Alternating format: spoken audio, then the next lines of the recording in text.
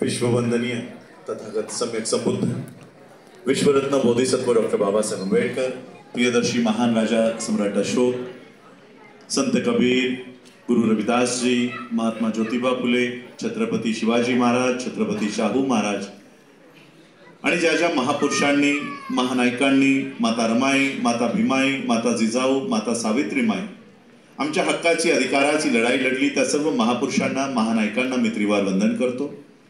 मंचावर उपस्थित सर्व मान्यवर आणि आजचा हा कार्यक्रम यशस्वी करण्यासाठी ज्या ज्या पदाधिकाऱ्यांना योगदान दिलं, दिनाजी खाडे, सुजाता सोनकांबळे, सिद्धार्थ सकपाळ, दिनेश हनुमंतेजी, रवींद्र गुळचळ, बुधाजी वाडविंदेजी, राजेश्रीताई गायकवाड, सिद्धार्थ गायकवाडजी, शशिकांत जाधव, विजय खंडागळे,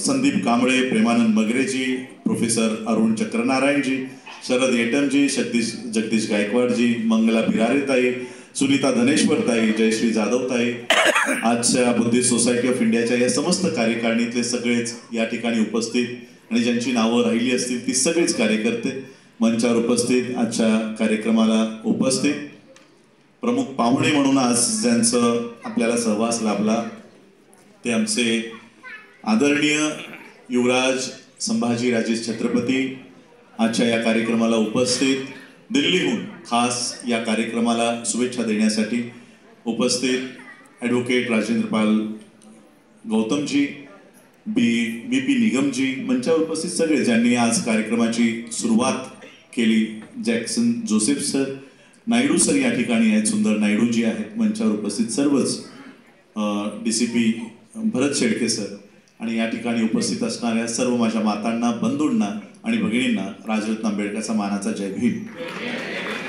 आज आपण या ठिकाणी डॉक्टर बाबासाहेब आंबेडकरांनी स्थापन केलेल्या बहिष्कृत हितकारिणी सभेचा शताब्दी महोत्सव साजरा करण्याकरिता या ठिकाणी सगळे जमलेलो आहोत।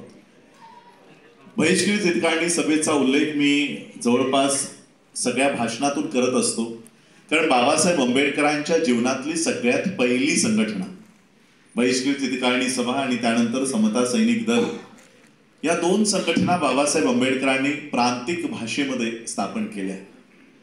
बाबासाहेब आंबेडकरांच्या जसं मी उल्लेख केला की शालेय जीवनाच्या प्रवेशाला आपण विद्यार्थी दिवस म्हणून साजरा करतोय, विद्यार्थी दिवस म्हणून साजरा करतात आणि त्याचप्रमाणे या देशामध्ये बाबासाहेब आंबेडकरांची मुवमेंट जे जे चालवतात त्यांनी कदाचित हा दिवस साजरा करणं अत्यंत गरजेचं आहे, कारण 20 जुलै 1924 ही ती तारीख आहे ज्या तारखेला बाबासाहेब आंबेडकरांचं सामाजिक, आर्थिक, राजनैतिक, शैक्षणिक आंदोलनाला कायदेशीररित्या सुरुवात झाली आणि म्हणून प्रत्येक मुवमेंट चालवणाऱ्या आंबेडकरवाद्यांना तरी ही तारीख विसरता कामा नये।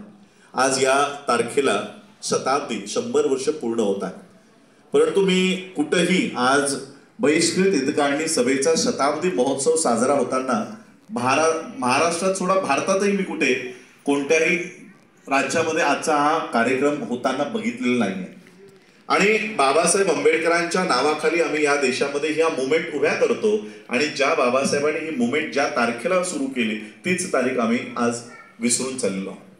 बाबासाहेब आंबेडकरांची संघटनात्मक जरी ही पहिली संघटना असली तरी बाबासाहेबांच्या चळवळीला मात्र 1920 पासून सुरुवात झाली नाही, 1924 पासून सुरुवात झाली नाही। बाबासाहेबांना 1917 पासून बाबासाहेब आंबेडकरांनी या चळवळीला सुरुवात केली आणि 1956च्या रात्री 6 डिसेंबरच्या रात्री 2 वाजेपर्यंत 5 डिसेंबरच्या रात्री 2 वाजेपर्यंत म्हणजे 6 डिसेंबरची पहाट तोपर्यंत अहोरात्र ही चळवळ उभी केली। 40 वर्षाचा कालखंड बाबासाहेबांना मिळाला। या 40 वर्षाच्या कालखंडाचा हे सगळं फलित आहे। आज या मंचावर जे आज ॲडव्होकेट बसलेले दिसत आहेत, आज प्रोफेसर बसलेले दिसत आहेत, तुमच्यामध्ये IAS IPS डॉक्टर DCP आमच्या इथे आहे, हे केवळ 40 वर्षाचं बाबासाहेब आंबेडकरांच्या आंदोलनाचा फलित आहे की आज आमच्यातनं IAS IPS doctor engineer professor घडू लागले। या 40 वर्षाचं हे फलित आहे। आज बहिष्कृत हितकारिणी सभेचा शताब्दी महोत्सव आपण घेत आहोत.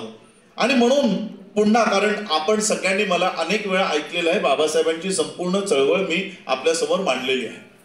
पण या 40 वर्षाच्या बाबासाहेबांच्या संघर्षाला आज 2024 साली या शताब्दी 100 वर्ष पूर्ण होत असताना आमचं आज ते पुढे नेण्याचं काय रोडमॅप आहे.